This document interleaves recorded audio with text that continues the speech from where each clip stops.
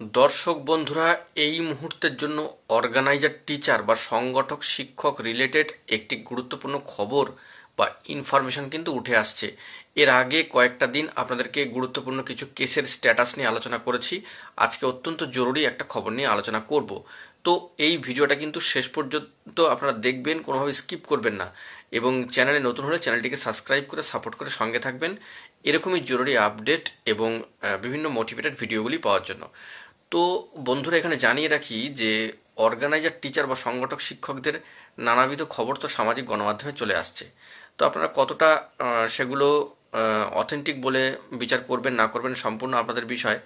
তো সব নিরিখে বলা যেতে পারে যে প্রাথমিকের শিক্ষক নিয়োগের সাথে এই অর্গানাইজার টিচার রিলেটেড নিয়োগ প্রসেসকে বারবার কিন্তু গুলিয়ে ফেললে চলবে না। এই বিষয়টি আপনারা মাথায় রাখবেন। প্রাথমিকের নিয়োগ প্রসেসে গতি আসা মানেই যে অর্গানাইজার টিচার রিলেট যে সমস্ত প্রসেস তাতে গতি চলে আসবে এমনটা কিন্তু নয়।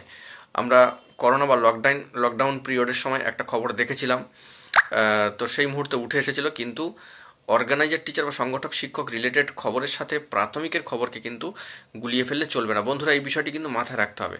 অবশ্যই এটা মাথায় রাখবেন, কারণ দুটো প্রসেস, দুটো কার্যক্রম সম্পূর্ণ আলাদা, সম্পূর্ণ ভিন্ন ভিন্ন বিষয়।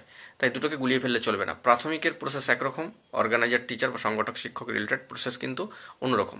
তো এই বিষয়ে আপনাদেরকে সম্পূর্ণভাবে ইনফরমেশন দেওয়ার জন্য, সচেতন করার জন্য এই বার্তাটা কিন্তু তুলে ধরলাম।